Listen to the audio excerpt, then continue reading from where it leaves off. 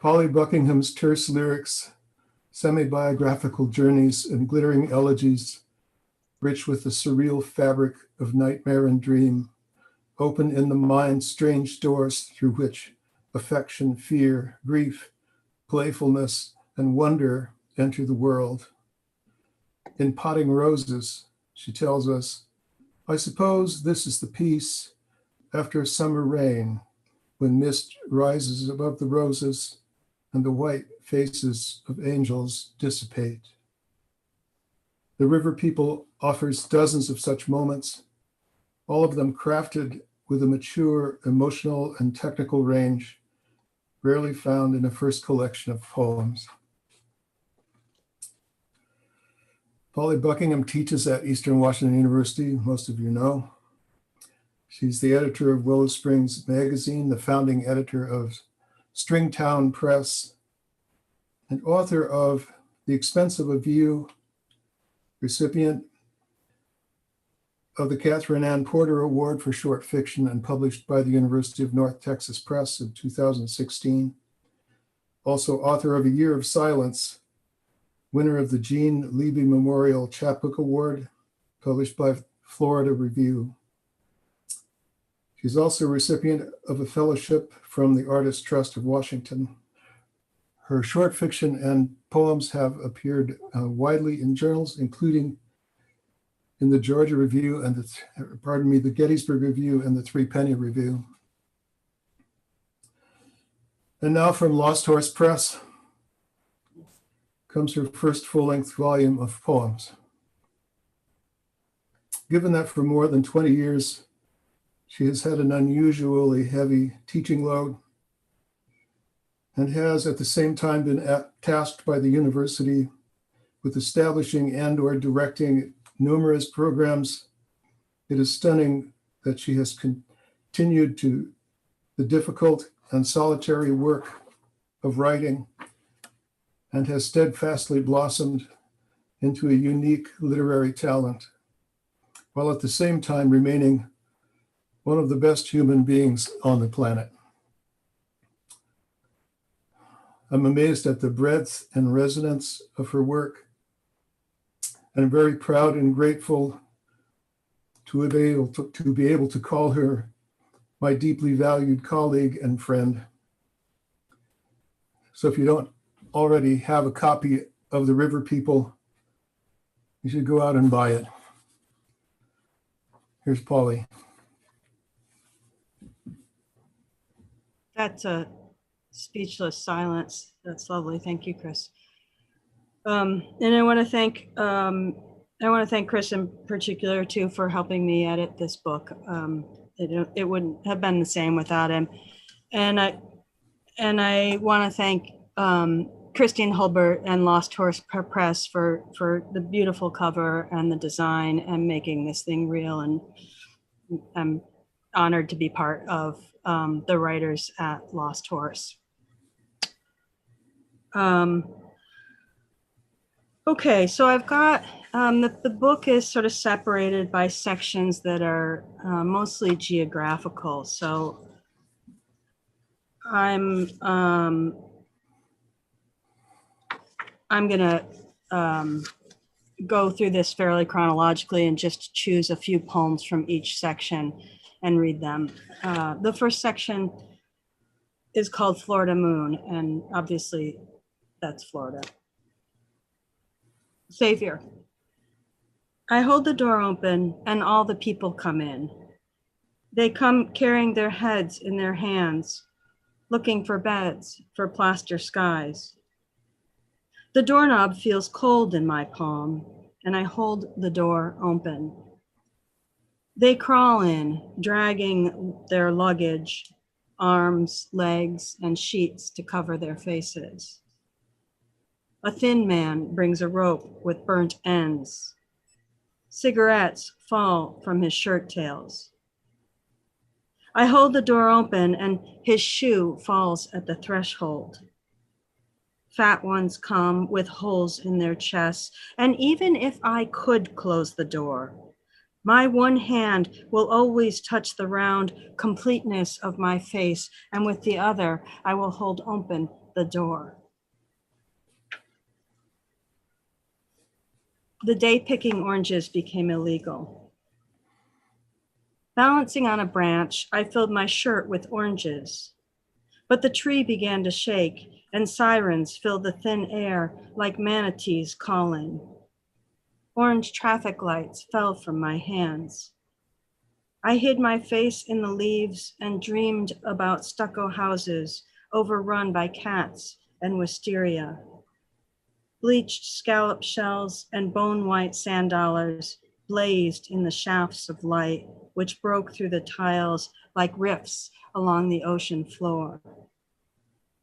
When I was a child, Florida was the land that rejected the houses and spit them into the smoky air. Brush fires raged through March nights, leaving ash scattered across our yard. Now the meaning of vast has become orange trees in rows. Strangers rape women who used to ride horses bareback in the sand. I am alone, watching odd lights along tacky beach shores, like a child who has seen a ghost with a white disc face through a crack in the closet door. Here in the white room, full of silence and space, wide like ice and snow, flocks of birds and street mobs, I have a small wish to be large. I hold up my hands where I have seen his face, but my palms slap ceiling and my head hits wall. This is the window where I saw his eyes, cave mouths in the silver night, round as manholes in a rainy street. Outside, midgets weave in and out of traffic, and stoplights blink like the giant's red eyes, slowly opening and closing.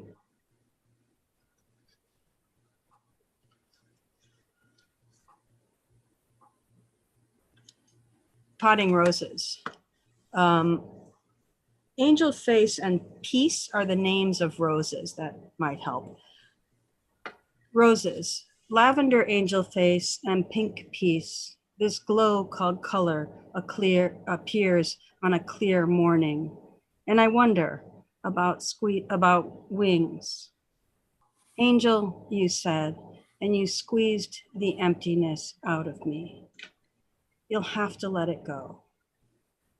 I suppose this is the peace after a summer rain, when mist rises above the roses and the white faces of angels dissipate.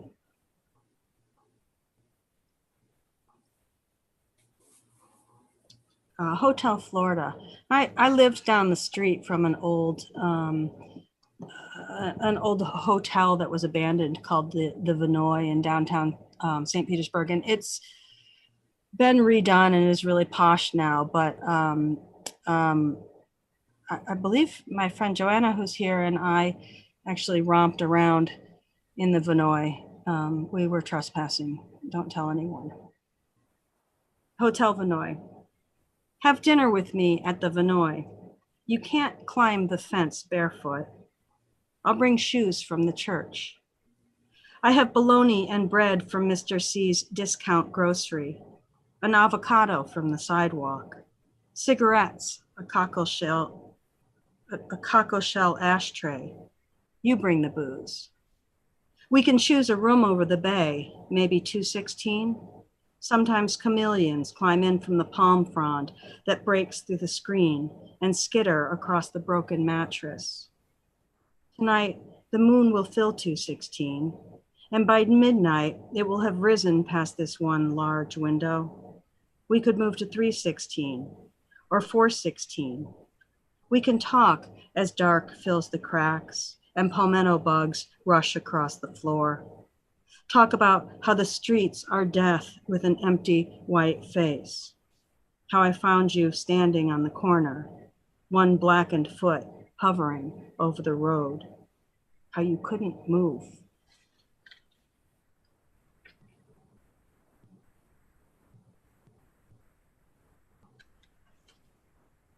After you're gone. I'm standing in refrigerator light, pouring water into a blue glass when a white van pulls up. I peer under the blind and a large man steps into the drive, carrying flowers. I look away and wait. No one comes. And then the drive's empty. Everything still smells of flowers. I don't look out my windows anymore. I don't think about you and music and the beach, about red skies, dolphin falling, the rough horizon line I saw through your binoculars, and a new cold evening. And I don't remember the year my father gave me an aquarium. He made me close my eyes and press my palms against the glass. Guess. All the fish died. And now all I remember is to close my eyes. Okay. Rain Song. On Highway 24 near the Swanee and Cedar Key, they say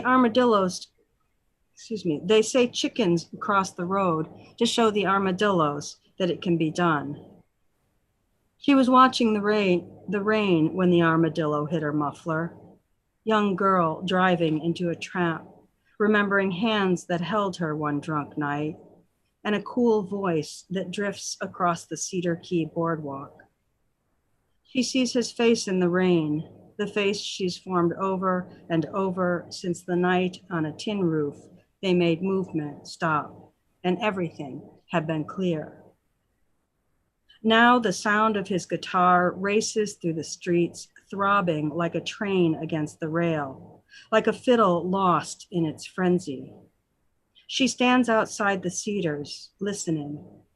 His whiskey glass on the window ledge separates inside from out.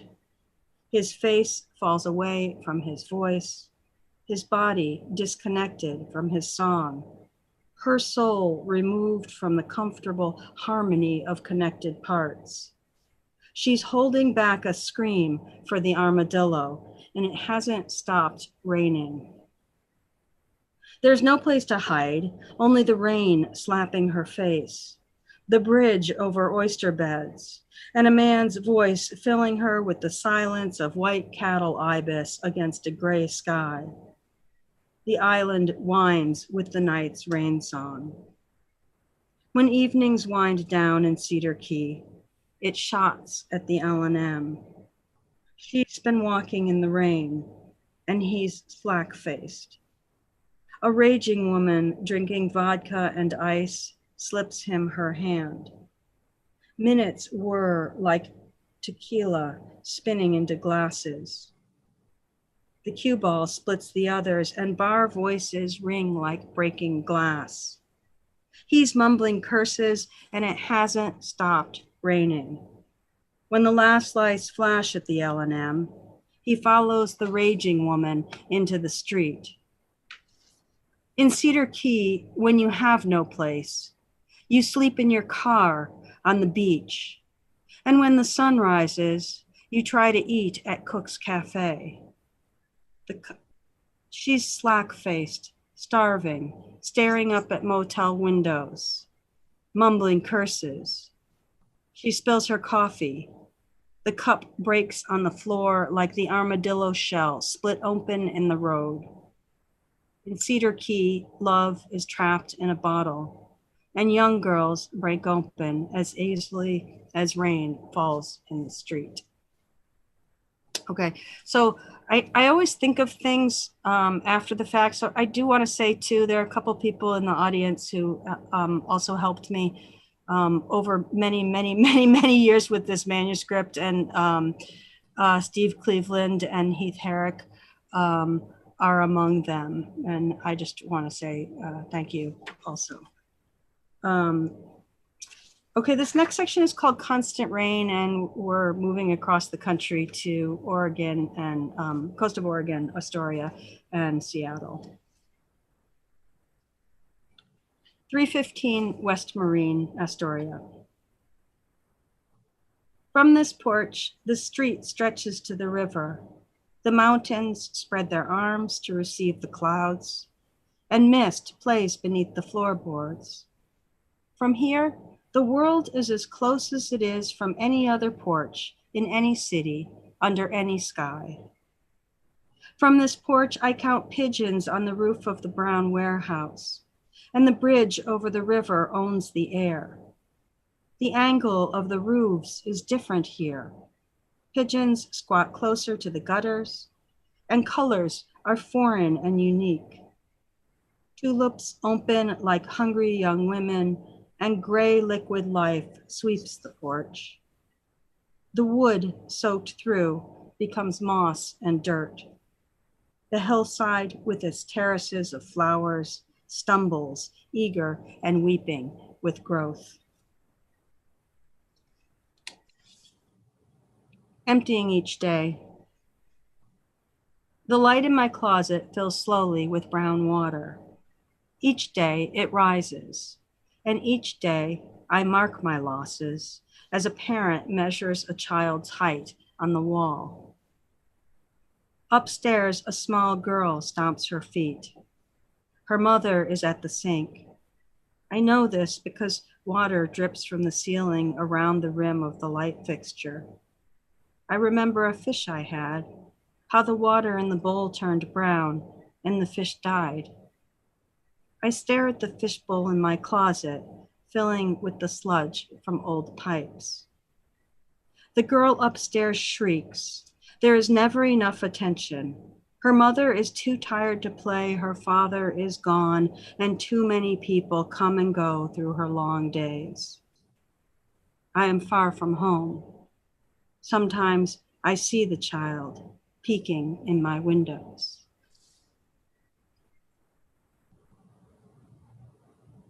And this is called the Ferry Ride. Sometimes I take a ferry rowed by a boatman with a gray beard and cartoon face. On the other side, I run through wet trees and sleep on beaches.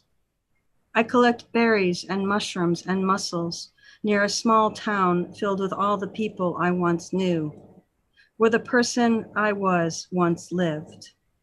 Cobbled streets and mossy forest floors, empty Victorians with broken windows, sea creatures on the shore waiting for the tide.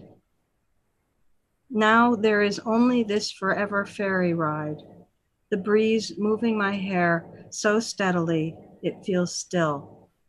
The constant face of the ferryman gazing past me, the water expanding gray and blue, and the sun repeating itself across the surface. I live in a city on a hill.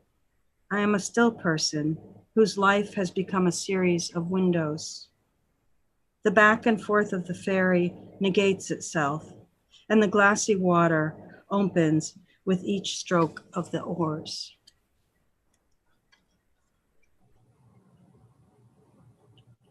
Okay, the old city. To save the old city, I bought a room with a red door at the bottom of an alley stairway, a room where flies buzz out of cracks and poisonous house spiders hide in piles of junk. The city newspaper warns against digging up graveyards. A woman on the alley steps brushes dirt off her lips. Give you a penny if you take my dog. White mold grows across gritty brick. God is watching, the woman says. The dog licks my hand. The polls say 90% of city residents would bury the whole mess. Still, I believe light shines through dark places.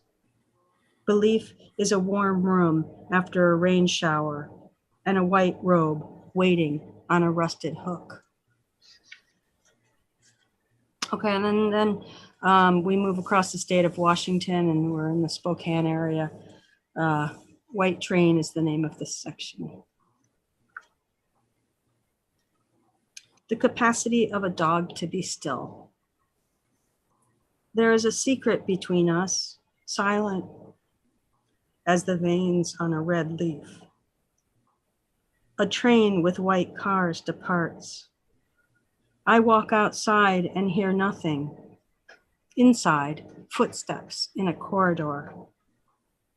Someone has bundled leaves into circular bales. From fresh dirt, small green sprouts, hopeful before winter.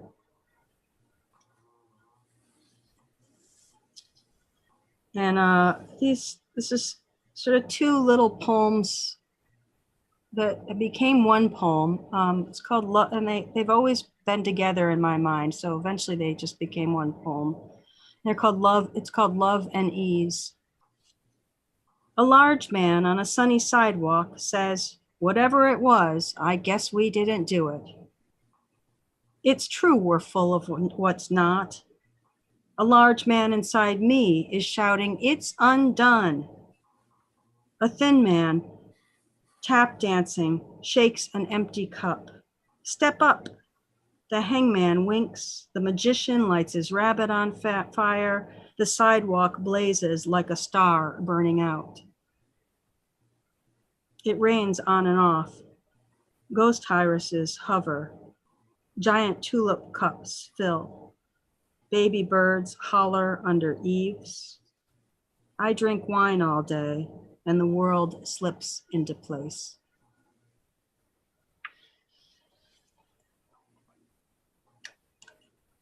Sunflower forest. Through green trunks covered with white fuzz, a small creek winds. A birch birdhouse hangs from a clothesline. Tiny shirts fill with breeze. The current breaks on glassy rocks. Half a seed with a cloth sail bumps down creek. A root boom swings. There is no sailor and no mate, though 50 suns bend their tired necks and peer into the empty little world.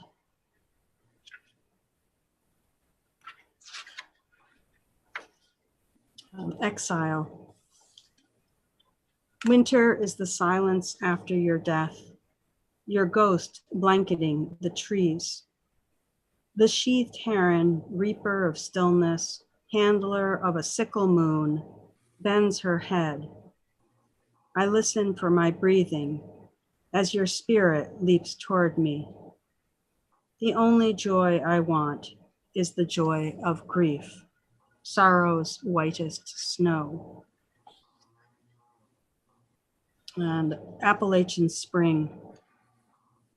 Hope is a river that does not freeze, though ice stacks like steps on its banks. Hope is winter's white star, the comic snow strip of a branch's tragic mask. Peer through my frozen globe, the hierophant has killed the cat. One floor below, the lonely fool dances on. Possum dreams upside down in a coat made of snow. And the last one from this section, well, no, there's a couple more. September. The September sunflowers look so sad. I want to push their petals from their drooping faces. You're still beautiful, I whisper. The weight of their despair hangs like low clouds. Soon snow will bury the last clown poppy, and my face, now full of sadness, will stare at the fading sky, as if from under ice. You're still beautiful, whispers the magpie, hopping across the snow, leaving quiet and temporary footprints.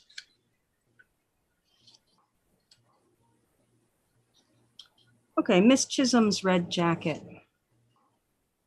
Elizabeth Chisholm died, and I wear her jacket in the rain, indifferent to distance and time.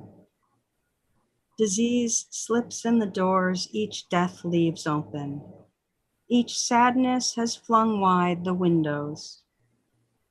The immune system wants to live, like a child in a downpour, waving a fist at the sky and stamping her red foot. Okay, this last section is not so much a physical location as it is a location of the heart or of the soul. And it's a place of grief. I wrote these poems quite quickly, and I wrote them after my sister died.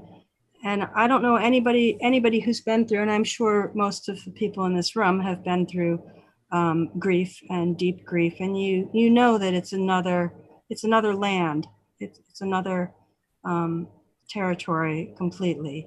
And so that's what this is. And I'm going to end with I'm going to read the bulk of these. It's a smaller section than some of the others, and I think the tenor of them is a little different.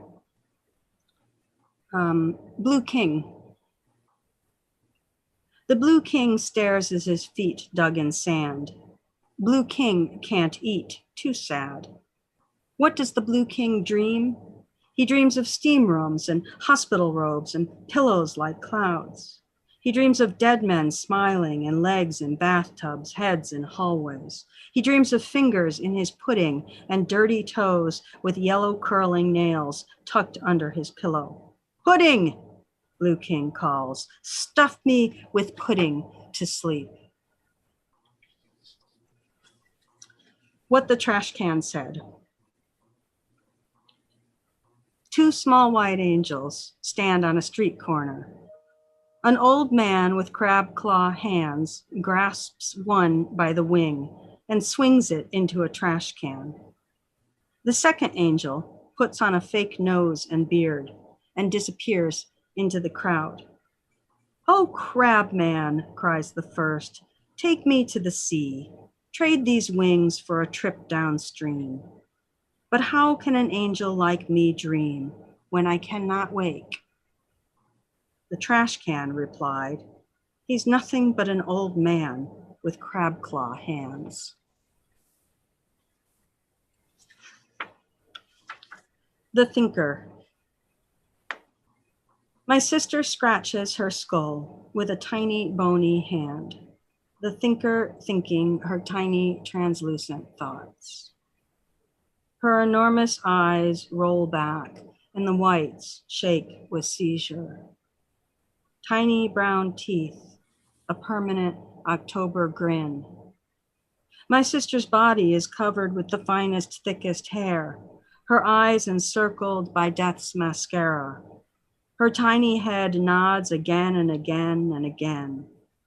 Her eyes spin like slot machine tags, settle and stare, blind and alien and clear. The Crone. I wake in a city. Bodies cover the snowy streets.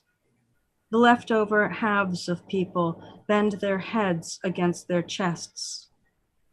In complete dark, I rest my infected eyes. My dead sister sits at my bedside, moving my hair from my face, wiping my forehead with a dead cloth. I am a tree. I am a crone.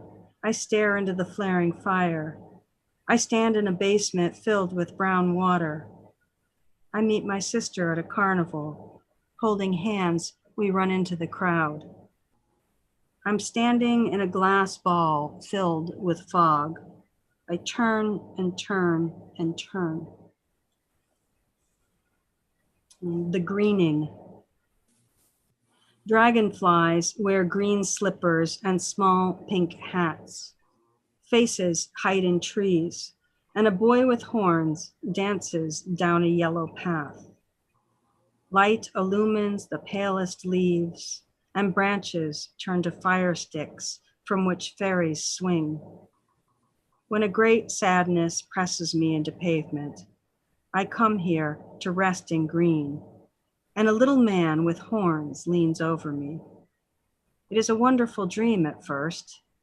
Then he is mean and drunk, and his yellow leaves turn to bile. Pinched faces of the fairies appear between lacy wings, whizzing like the far sound of planes. The bridge the conference woman is building.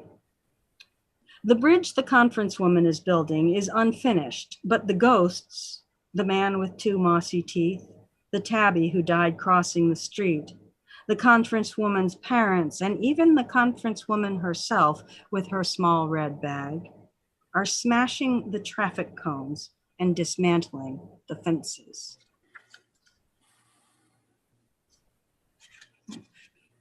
Everyday wickedness, and this is this is apt enough for today, I think. Here comes the butcher with his burlap sack. Here comes the widow carrying a lamp. The orphan sleeps with his head in the drunkard's lap. In a pasture of parts, horses graze, and soldiers stagger home in the dark. Here comes the butcher, relentless as night. All the jugs are empty except for the wine. Turn the lamp over, look through the rain. War leaves mementos like fingers in a sack. Gather children, widows, and men. Here comes the butcher, whistling again. Hospital dance.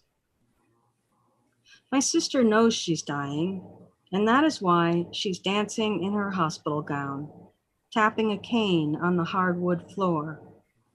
And when she died, she thought she was still alive. In my dreams, we both know better. The last day of January. I visit the amphitheater at Morbid Pond. The ground is gauzy with snow's leftover netting.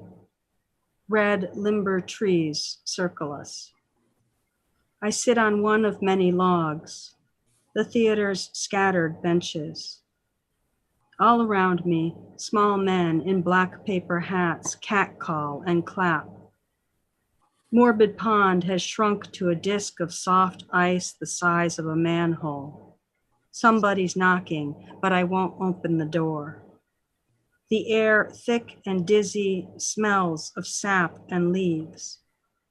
There is no program. The men wave nothing but their hands. There is no beginning to this show. There's only an end. And then the last book in the poem is a title poem, The River People. The river people float asleep in their basements. Birth happens every night. Their grass homes never burn but shine. Killings do not change the dreaming and floating. Impervious, they clap their green hands. Hey diddle diddle, the rat stole the fiddle and the party marches on. Comets turn to stars and stars to comets, and counting always goes wrong. The river people wear their green hats like crowns. The river is grim, and still the river people hang their green jackets to dry. Turn them inside out and turn them outside in. The river people are the shine in a dead man's eye. And I wanted to end tonight with a fairly new poem, and then I'll open it up for questions. This is called Winter Greenhouse. A taxi cab drops the woman off at the end of my frozen road. A bird in a silver cage swings at her side. We sit in folding chairs in my greenhouse, condensation falling on our cheeks and knees. The bird flies through the plants, a small blue blur, like the world I sometimes see in the space between slanting snow, like a vision in a dream I can't quite recall, then settles on an inner leaf of bright green chard. The woman takes a sip of tea. Mullen, she says, like my shoes, pale green slippers, off of which beads of water roll. Thank you, she says. Her coat of leaves is torn. Her white blue hands turn red in the sun that permeates the netted blankets covering the greenhouse roof. Except for the bird's song, we are silent inside our cocoon, where summer's dead tomato leaves pressed against the plastic have turned into the wings of giant insects for which I have no name. Thank you. And I'm happy to open up for questions.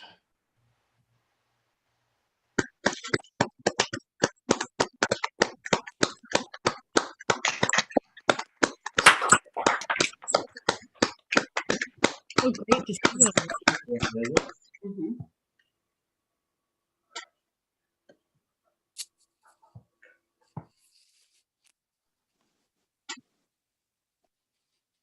Polly, Yes.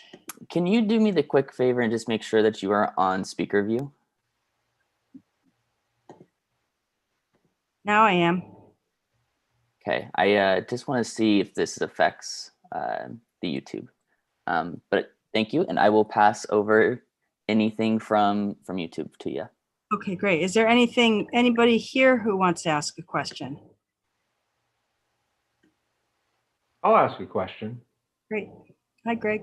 Hey, so your poems make such, seems conscious use or pay such conscious attention to landscape and weather and all of those things. I'm wondering if you notice any particular difference in the approach of your work from Florida to the Northwest that goes along with the landscapes and weather and stuff that you write about, that you choose to write about. Yeah, when I was an undergraduate, I had somebody read a manuscript that I'd written. It was basically all those Florida poems, but many, many more. And we traded manuscripts, and he said, "Do you know that you use the word white in every single poem?" And I was like, "Oh, I gotta not do that." And so I think, and if you look at the stuff from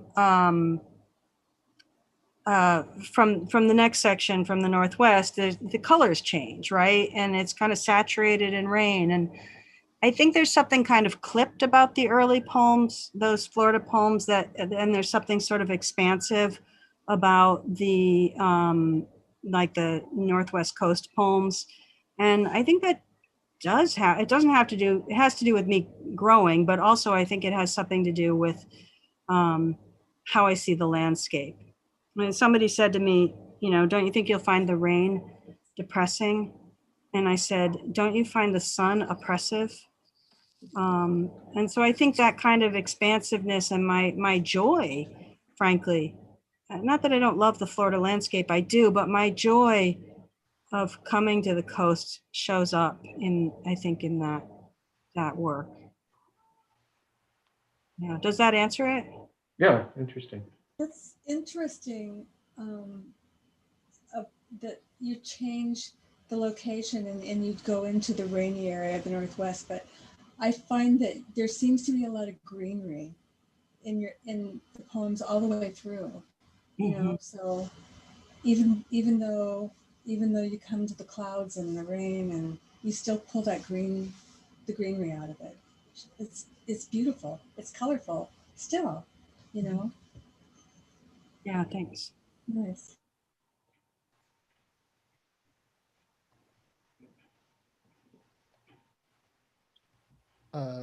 Testing? Hello? Yep, I can hear you. Sorry about that. I have something of a question about how much it kind of ties into the rain imagery, but water seems to play a big part, not only in the fact that the poem collection is titled The River People and the ending poem is the same. But is there any significance you have to the water outside of the areas that you've lived or the climate? Or does it just kind of come down to you've lived in rainy areas and these coastal areas where the water has so affected you? Yeah, I mean, definitely the latter. And, I'm never consciously thinking about, what's the significance of this. I'm writing about what's dearest to me. And water is, it's such a through line in my life. I'm a swimmer. I love the color of water. I love the sound of water. I love the smell of water. I would be at a loss without it near me. And so that's just naturally going to show up in a lot of my work. That's wonderful. Thank you.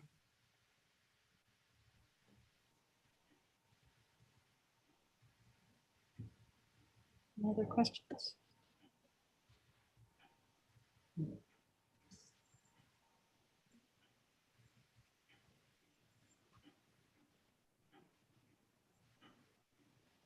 Anybody else?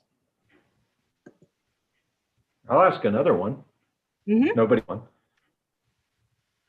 For some reason, I was thinking also of, well, with the poems in the latter section about grief. I was also thinking about, archetype and like T.S. Eliot and, what the thunder said, that idea of storms and rain kind of bringing fecundity, bringing something different. Do you find that happened at all, or did rain and wetness and all serve function as far as grief goes? I don't know if my question's clear. Yeah, that's really interesting. I mean, you think about that kind of quintessential image, and it's hallmarky really of a child looking out a window that's spotted with rain, right? But there's a lot of truth to that kind of, sadness of the rain on the other side of the window kind of leaking down. And I do think, I mean, again, there's no conscious, effort to pull from a symbol, but I find it really comforting. And so in grief, I'd want to write about things that comfort me, and rain does that, but for all the reasons you say. I mean, there's a kind of renewal. It's a time to move inward. There's a kind of quiet to it. The sound of it is really repetitive, and I really like repetitive sounds. It's contemplative. It puts us in another space, and I like that.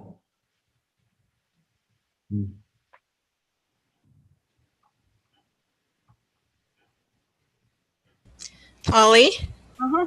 I have a question about process or impulse between short stories and poems. Mm-hmm. Is there anything you can distinguish about what the impulse is for short stories as opposed to poems? Yeah.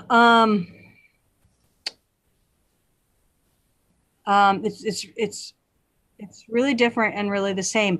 I think when I was younger, it was quite different than it is now. Now I'm in a place where I'm writing poetry, or I'm in a place where I'm writing fiction. And so if I go out to the cabin to write poetry, that's what I'm doing. I rarely deviate from that. If I have an idea for a story, it stays in my head for a long, long time before I go down. Before I write it. I carry it around with me for a really long time. And a poem, I carry it around after I've got a first draft out of it, but it comes out of, just sitting in a window and writing, on a kind of daily schedule, and where I say I'm going out there and I'm writing poetry every day, and then I have pages and pages of random lines, and then if I'm lucky, a poem comes out of that, and then many poems come all at once, and then it's quiet again, and I'm just writing random lines, and in between writing those random lines, I'm reading poems, and sometimes I'll take a line from a book of poems that I'm reading and put it at the top of my notebook, and then just kind of write off of that line. And so it's a much, much, much, much different process than, having a character in my head or a storyline in my head and sitting down and saying, okay, today I'm spending 8 hours and I'm knocking a draft of this out, or I'm getting halfway through it, or I'm going to get at least 5 or 10 pages down, and then just flying through the draft of something that I've been carrying around for a while. That's interesting to me, because I heard Melissa Kwasny on an NPR interview about a week ago, and she was talking about sitting with a poem before she starts to write it. Like she takes a period of time, and I'm trying to do that. Sounds like you do some of that. Yeah, I definitely do that with fiction for sure. Poetry, it doesn't come, it's not like it, oh, there it is. It's like other stuff comes that, I think William Stafford has an essay that probably some of you have read called Where Yellow Cars Come From. And that's very much like my process. There's random lines that go on for weeks, and then suddenly out of them is a poem, even though that poem has nothing to do with those random lines, seemingly, right? Yeah. Greg asked, to buy a book, is it better to buy it from Polly or from Amazon, or where? With any book, I always recommend going to the publisher first, and the publisher is Lost Horse Press. Or your local bookstore. Lost Horse Press, there's a website, and there. Polly, we have a question from YouTube. Courtney asks, so these poems make her long for home, which is a fraught concept for many, including herself. Could you speak to the sense of home and what it means to you? Yeah. It's funny. I did an interview on the radio with Erin Pringle, and she asked me, she said, these poems feel nostalgic to me. And I couldn't really figure that out until I was, actually preparing to read for tonight. And they did. And I understood what she was saying.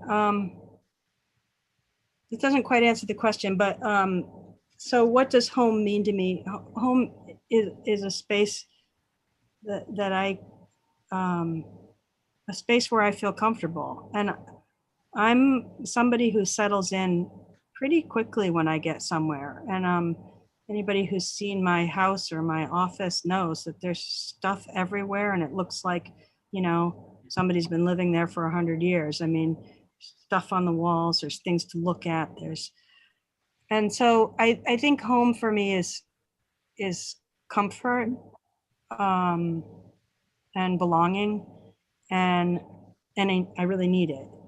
And I think the nostalgia piece comes from there being no technology in these poems, in part.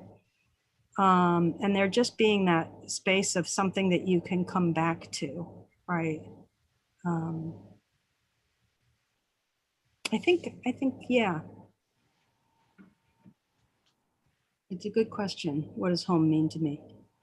It's something that I make my own, though.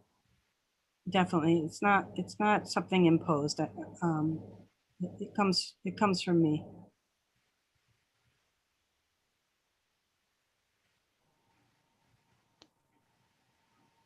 Yes, the book will be at Auntie's. I think it is already.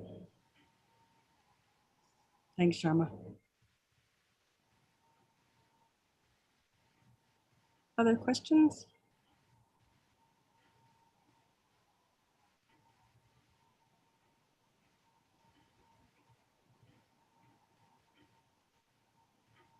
Holly, hi.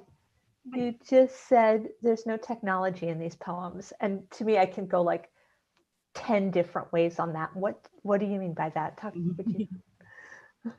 There's no computers, there's no cell phones, I don't even think there's a telephone in here, but there might be.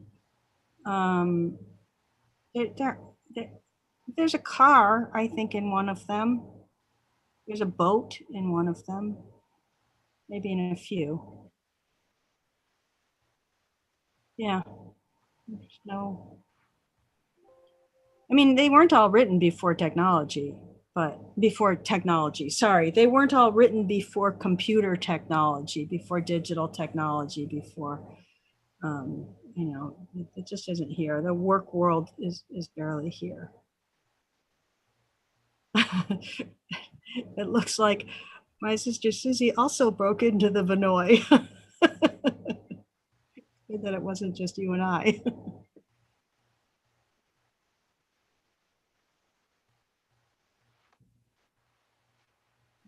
Any other questions?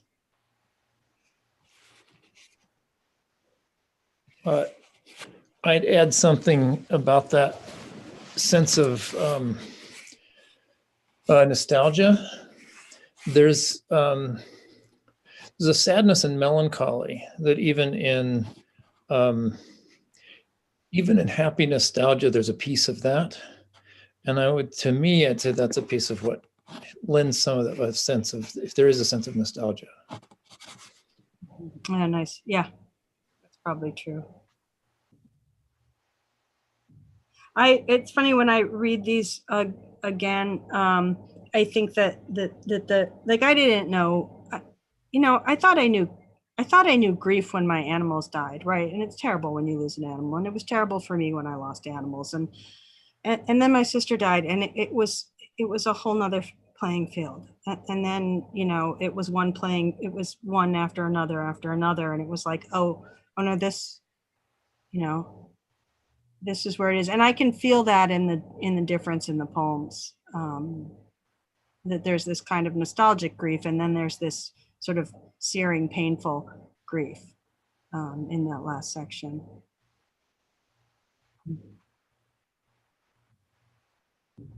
These comments are great in the Polly, another question from YouTube, from Susan. We have a question of just basically the span of time that these poems were written over. Was it something that was over, the course of several years, or, how did that collection aspect come to you? A long time, longer than anything else I've written, any other book I've written. So the first poem in this was written when I was in college, when I was an undergrad. And so I would have been, like 28, 19. And the last ones were written when my sister died when I was in my late 30s. So it's a huge span of time. Yeah, and actually it was hard to make it feel cohesive because of that, because there's such a range. And that's one of the reasons why I just decided to go with the kind of chronological kind of triptych idea, because at least there's a development of the voice in them. I think the beauty of that is that when people live their lives, they live their lives chronologically. Right. I mean, it's a very, I found it very absorbing, because I could feel, well, for one thing, the imagery is beautiful, it's lovely, but I could feel you moving from one place to the other, and it felt like you were growing while you were moving too, as well. Mm-hmm. So. Yeah, I actually never thought of these poems as autobiographical until Chris wrote it on the back of the book. And then I was like, oh, I guess they kind of are. But I think poems are often.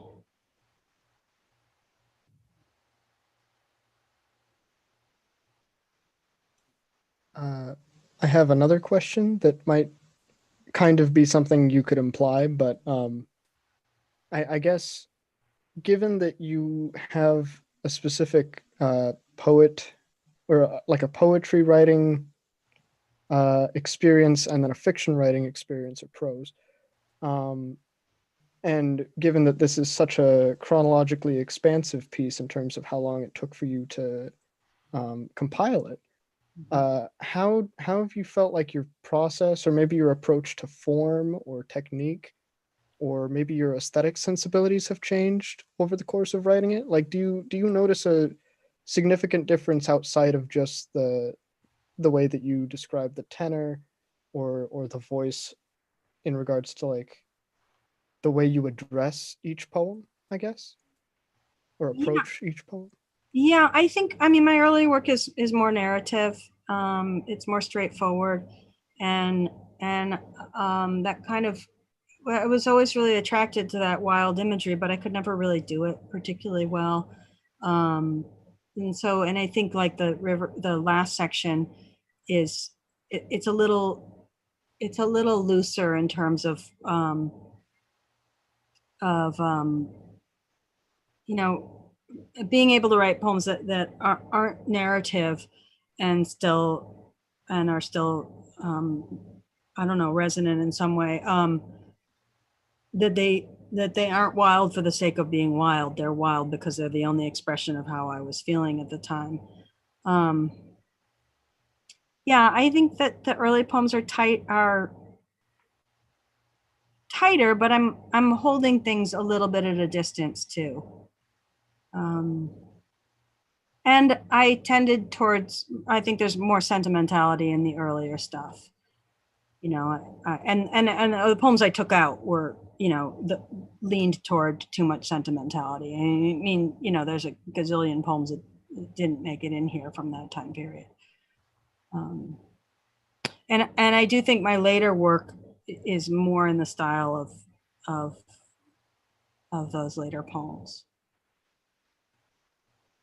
I think that answers it. Yeah, thank you. Yeah.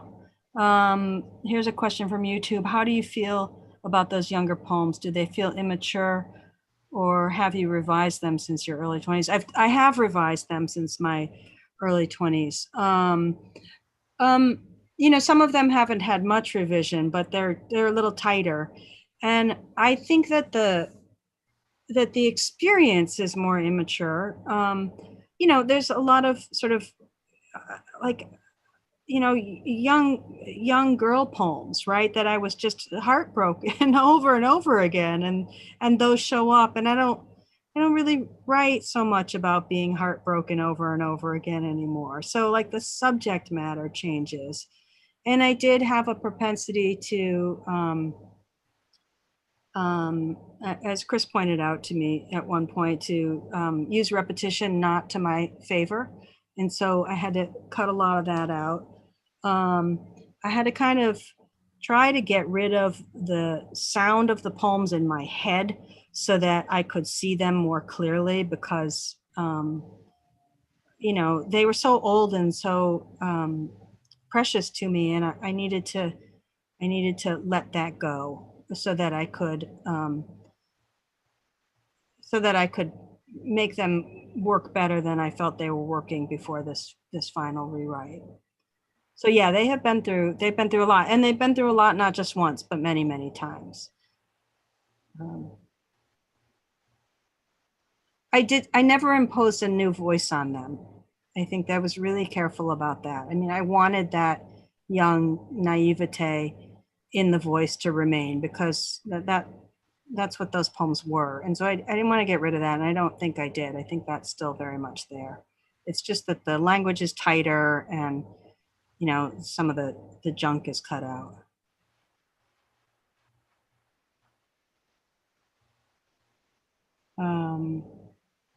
Have you ever written any poems about EWU? Yes. If you have a copy of the book, the poem Sheepdogs Map is about me getting my first, you know, my job here when I was 34. And how, you know, delighted I was with that, and how scared I was.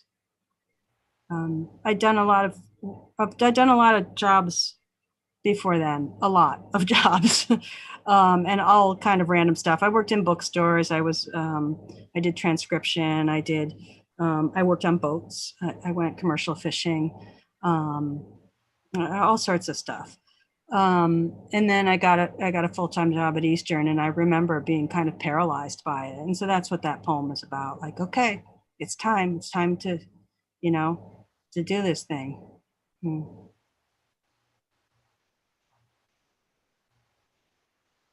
How does your writing process differ between writing prose and writing poetry? I think I talked about that a little bit. I hold the stories around for longer, and poems, it's not that they come out quicker, it's that I don't know what they're going to be until they're there.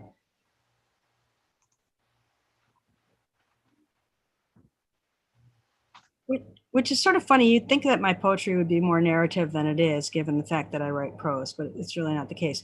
And I think poetry feeds prose more than prose feeds poetry for me. I find poetry more magical. in the immediate sense anyway. What did you say the name of the poem? Oh, it's Sheepdogs Map.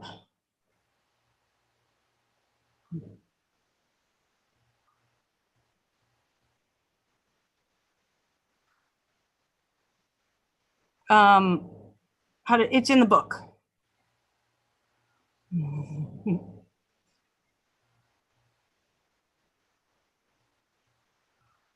Anybody else? All right, so are we, I am, let's see, oh, we got one. I hope this isn't too personal. I remember you saying that your mother's death was sad but not tragic, and that she gave you a lot of images in your final days with her. Did you ever write about that?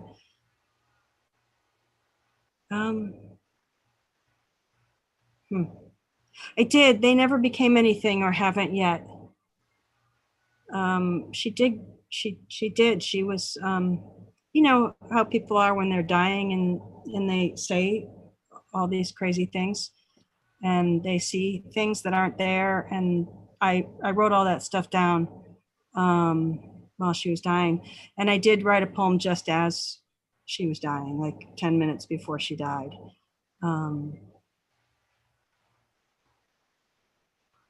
Yeah, and sad but not tragic, meaning my sister's death was really tragic. The circumstances were really tragic. My mother's death was much more natural.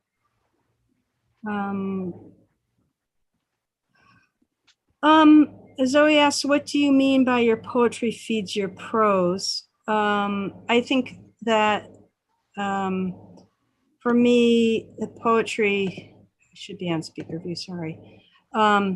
I think for me, the language of poetry and that kind of magic of poetry is the type of thing that I'm reaching for in my prose. And so I often think of poetry as kind of this, I don't know, wonderful underwater stream that I get to dip into. And so whereas if I write a, oh, well, here's an example. There's a poem that I read tonight. There's a couple poems that I read tonight, like the rusted hook, the white robe on the rusted hook. And at the same time, I was writing a novel called Long White Robe. And I'm kind of thinking, I don't remember the order of this, but I kind of think that the image in the poem came first. And there were a few of those that I read tonight. I can't think of another example off the top of my head, but I know there was another one because I was like, oh yeah, that became fiction later. So, and it's just like a line.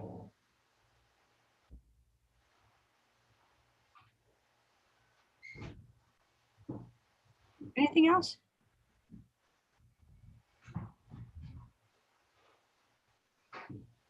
Okay, so I wanted to tell you guys, and I'm going to put this in the chat box. I'd love to hang out and talk with people. And what I did was I set up these little rooms for us. They're not breakout rooms. I'm going to put this in gallery view so I can see everyone. They're not breakout rooms. They're just separate Zoom sessions. And so I'm putting them in here. They are the kitchen, the porch, and the library. And so I just thought that maybe you'd want to get up and get something to drink or eat and come back and go into one of these rooms, and or just hang out here in the living room. Once the recording stops, of course. And then, yeah, there's just so many people here that I would love to see more of. Yeah, it's like Clue. Right.